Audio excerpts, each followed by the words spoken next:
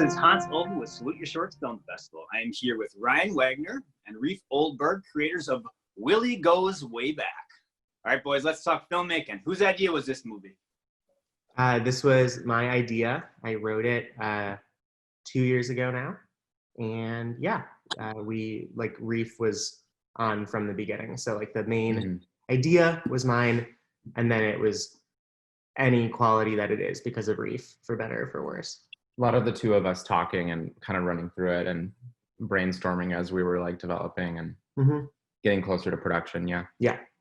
Well, how full was the idea when you started, and how much did that come up through the discussions you're talking about? It was always about a guy that wanted to go back and see his mom. It's at the way beginning was actually a poem, not a song that he was trying to remember. And then people gave him the feedback that like, that's not interesting to watch. so that's how like the idea of music came into it. But yeah, it looked pretty darn different at the beginning. It was just the core idea. Yeah, the core themes I think kind of survived the entire discussion, and then just kind of details on like what happens in each scene, or you know, how long we should stay on like certain beats, that kind of happened through the collaboration. And like where he would go, I guess, like the locations we decided on, stuff like that. Well, so I think I already shared with you guys that I found the lyric fascinating. And how did you land on what would remain in the song? That was in the first draft. That was a poem that I had wrote. I mean, not like a poem, but like a sort of children's nursery rhymey poem. And then I sent it to my friend Aaron, who did the music for us, who I've worked with before. He's like an incredible composer and musician, and he turned it into the lullaby.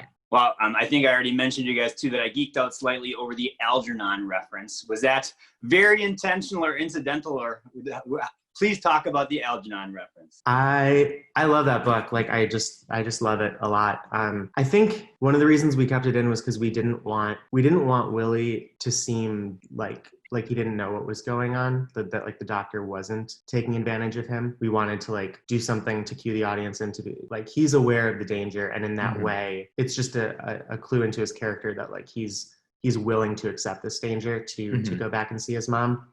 And so we just wanted something to let us know that like Willy's like I'm being taken advantage of, and then in that way like he starts to identify less with like, you know, Charlie and Flowers for Algernon, and more with the rat in the cage, that he's trapped by the doctor and he's aware of it, but he's willing. I'd also say it always made us laugh. Yeah, I feel like a lot of people didn't laugh from it, but we always got a kick out of it. And that kind of survived because of that. And it was funny too, Efren, who plays Willy, who's like the best dude, we had this the mouse prop, and he, in a really like, I think, I mean, maybe he was messing with us, but I think in a very like sincere way, like became very attached to the little prop mouse, and he would just walk around and like carry it all day, and like as an actor he identified with that mouse, and it felt very, it sounds silly, but it felt very like sincere and real. And it was just sort of nice to see, like, you know, when he had his costume on, when he was like in the Willy mindset, he just like gravitated toward this little trapped mouse. I don't know, it just felt appropriate.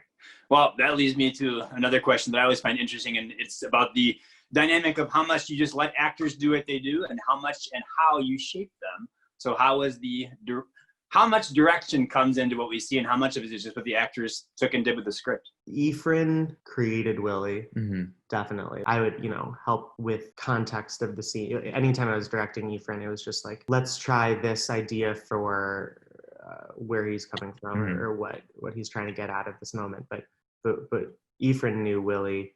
And then John Ennis, who played the doctor, is so funny and so amazing and such an incredible character actor that he brought a couple different versions of the doctor, and then we like all formed it together. But I think the doctor, as like from the genesis, like had a very specific tone that we were going for, almost like a salivating like wolf or something that we wanted to come across. So we kind of just saw all of John Ennis's, he's so good at improv, so we kind of saw all of the different forms he could go with, and then kind of like found which was the most similar to that. Yeah, but we were just sort of steering the, I don't know, like they did everything. Yeah, we were lucky that Efren really took authority over the character. Like it was his character on set, which is always like a great thing when you cast someone and they really take control of it. Maybe this is a tangential question, but so with the script that you initially showed to them to say, would you guys like to do this project? Did it remain the same or did it change much after that? By the time they were both on, it was pretty locked. John came on pretty early, so some of the script changed around him, but his scenes pretty much stayed the same. And then once we got Efren, which was quite a while later, I think we were like pretty locked in. We maybe had made like small changes. I can't remember with Efren's like suggestions. I can't remember. Yeah, but it was by the time they were on, it was pretty locked. The script went through like a bunch of different versions, so it's hard to remember exactly where everyone intersects with it. But yeah, they knew what they were getting themselves into. I mean, I feel like one of the cool parts about your film is you have the enviable reality of having two perfect people and the two male leads. What a great reality. I'd love to hear just about your assembly of your entire creative team, from actors to editor to any of the above. Reef and I work together a lot. We have a nice little thing going that way. So it was like a pretty natural. Yeah, the two of us start. We had a bunch of different like types of producers. Reef had a producer with him, Jillian Dudley, who like spearheaded the project with him. We went to school with her, and then everyone else. I mean, we worked with a lot of people we had never worked with before. More than I've ever on this one. Yeah. Which was an interesting and kind of exciting experience. It's always like interesting getting your footing with like new groups of people. But we worked like our DP, Alexa. She was incredible. Amazing. Yeah. The honest truth is that we had so little money with this that like we went to like a much younger crew than normal, and they were like so good and way better than a lot of people that we found before, we found it was either we ask a favor of someone that we know who may not be that interested in it because it's a favor, or go to some people who are a little younger than us who are super passionate and like and very talented and just haven't been given the opportunity to work on not like it's that established, but just something like, have the opportunity, production, and to have the opportunity to like showcase their own stuff. So the idea with like them coming on was like, this might not be the highest paying job in the world, but like truly like you will get to head your department. Like you get to do your work. You get to show anything you want to show right now.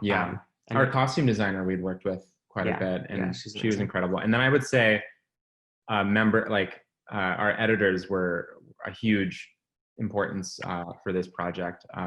Anima and Brandon were both. This movie had so much editing involved. It was a big process in post. Just given that it deals with time, there were just so many ways it could go, and they did an incredible job.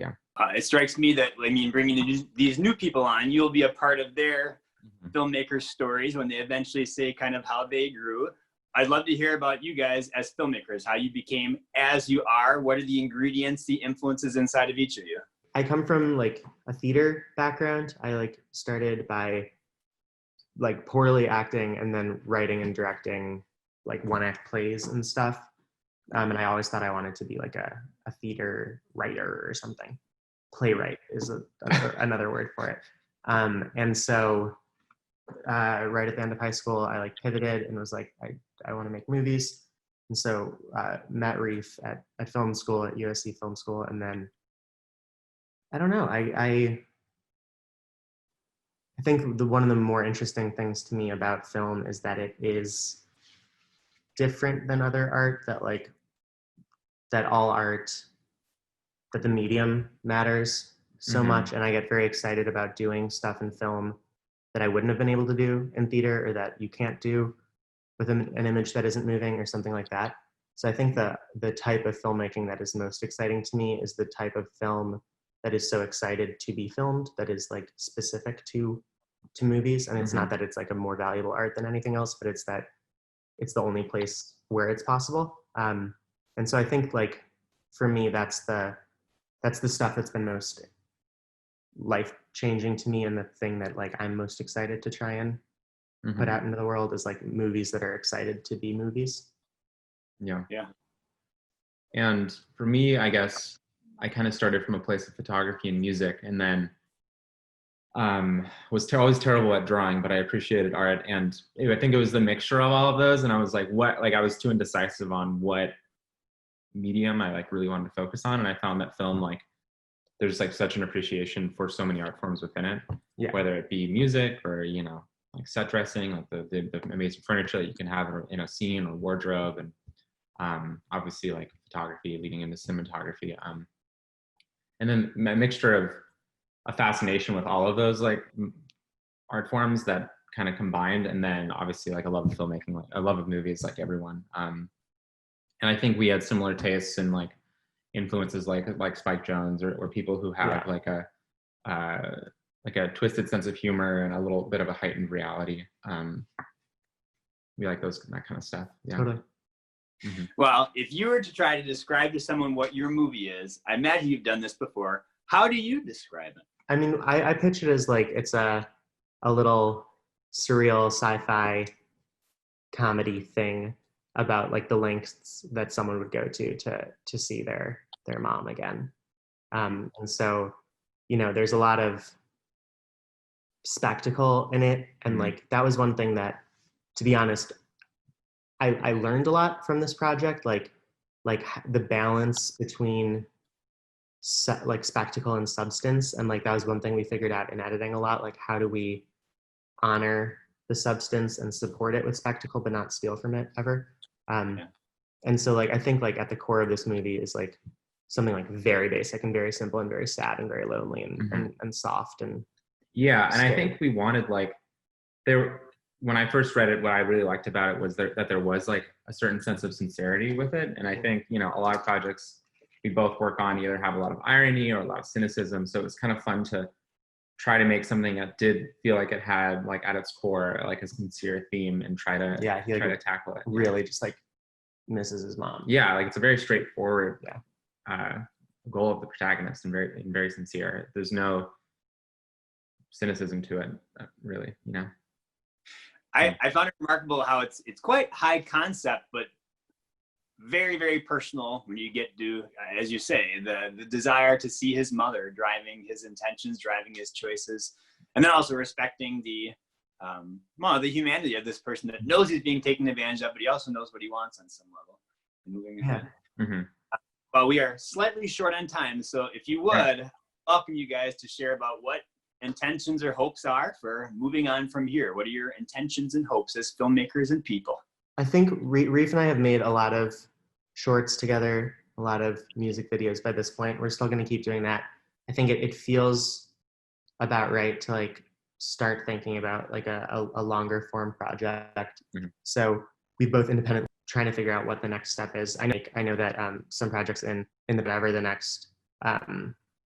whatever the next project is, I just want to have fun. I want to like have fun making a movie, which this one definitely was. But I think that's kind of a shared goal for whatever. Yeah, definitely. And also, I think we always talk about this, but really honing in on getting deeper and deeper with more complex characters and sincere, and finding like more and more authenticity in our work.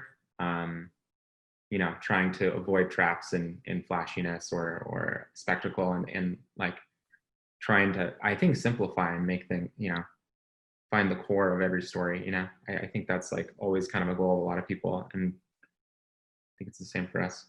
Yeah, that's right. All right. Well, we at Salute Your Shorts wish you all the best, and if we can be of support to you, please let us know.